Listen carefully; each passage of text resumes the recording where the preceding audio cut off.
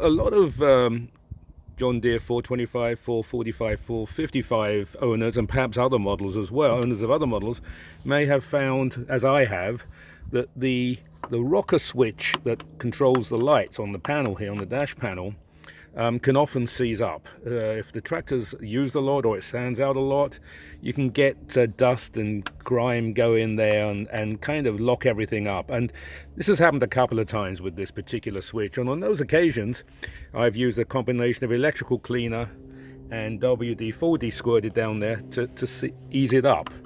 Well, I did that again recently on this particular one on my Deere 425.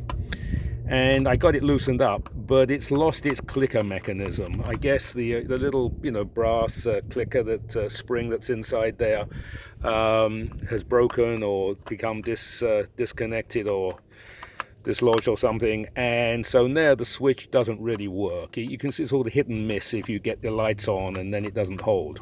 So I went online and searched, and I managed to find a replacement switch on eBay and it's almost exactly the same. It may be an aftermarket one, I'm not sure, but it cross-references with the serial number, the Deere serial number, and managed to get this new switch for, I think it was $15 and change, and I think that's less than you would pay at a John Deere dealer for the similar switch.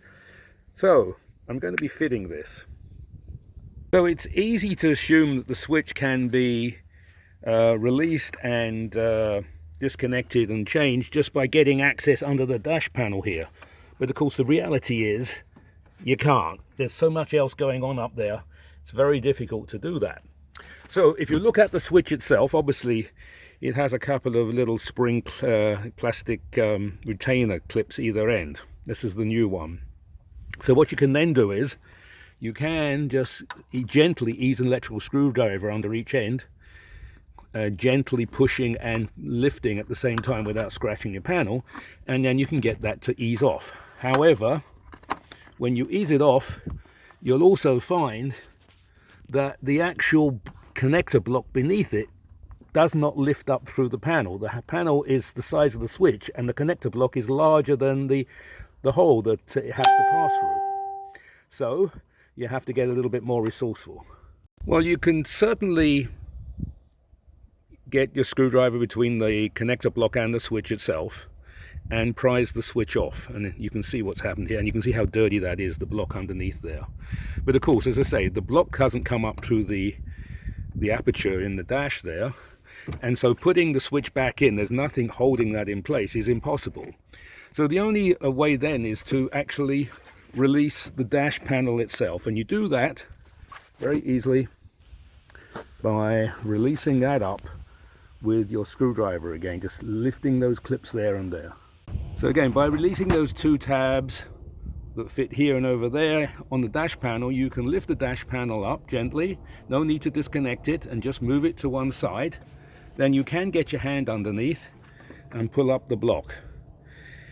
And I would recommend obviously giving this a good clean, as I'm going to do here, and also lubricating the connectors there so that you can get your switch back in nice and easily. This particular connector was really gummed up with old electrical grease, but I've got it nice and clean now.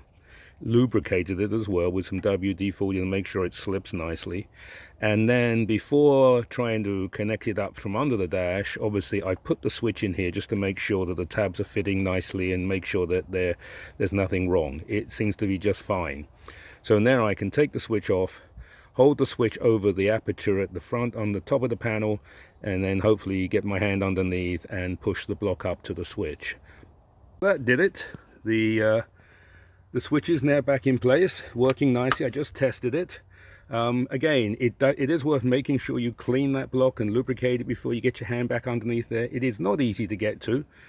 In this instance, it was made a little more complicated because I've got the power flow on and the MC519 attached to the 425, so getting across to the switch was a little more of a challenge. But anyway, it's done.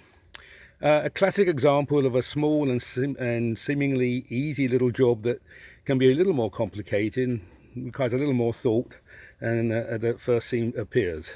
So anyway, hope you find this helpful and interesting.